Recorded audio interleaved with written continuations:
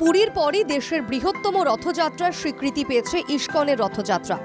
এবার 53 বছরে পদার্পণ করল ইস্কনের রথ। রবিবার কলকাতায় প্রবল বৃষ্টির মধ্যেই পথে নামে রথ। দুপুর 2টো নাগাদ রশি টেনে রথযাত্রার সূচনা করেন মুখ্যমন্ত্রী মমতা বন্দ্যোপাধ্যায়। সকাল থেকে চলছিল রথযাত্রার প্রস্তুতি।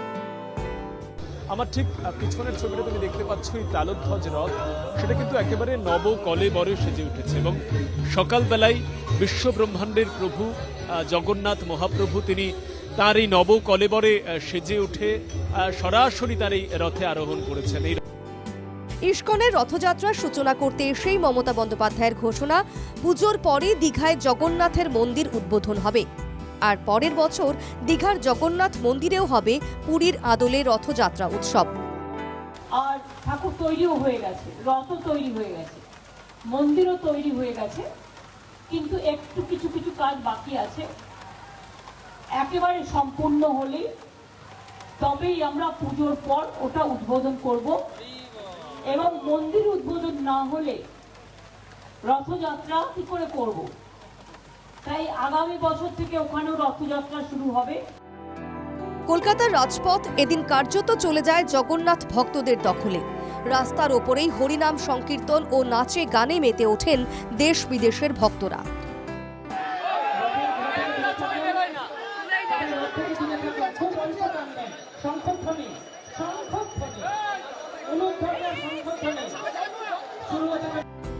নদিয়ার মায়াপুর ইস্কনের রথযাত্রা উৎসবেও ছিল ভক্তদের উপচে পড়া ভিড়। বিদেশি ভক্তদের উপস্থিতি ছিল চোখে পড়ার মতো। Lordship is coming out of the temple and it's giving shower His mercy. So just we are receiving His mercy. That's why we are coming here. First time coming this place? Yes, it's my first time. Mirzapur Jagannath মন্দির থেকে 3টি সুসজ্জিত রথ যাবে মায়াপুরে চন্দ্রোদয় মন্দিরে। সেখানে অস্থায়ী মাসির বাড়ির রূপে অবস্থান করবেন।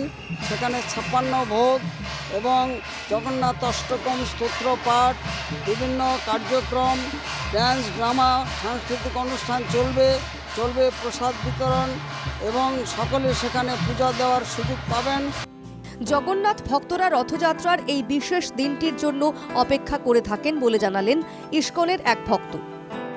এখানে যারা সেবক আছে, যারা ভক্তজন আছে, তাদের খুবই আনন্দ যে এই দিনটার জন্য সবাই অপেক্ষা করে বসে গেল, যে এই দিনটা যেন আসে, ভগবানের এই যে আনন্দ রথযাত্রা, এটা যেন সবাই দেখতে পায়।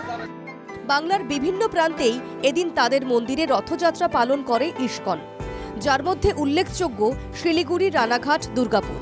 15ই জুলাই সোমবার উল্টো রথ। জগন্নাথ ভক্তরা তাকিয়ে উল্টো রথের দিকে। তারপর আরও 1 বছরের অপেক্ষা। Bureau report, NKTV Bangla.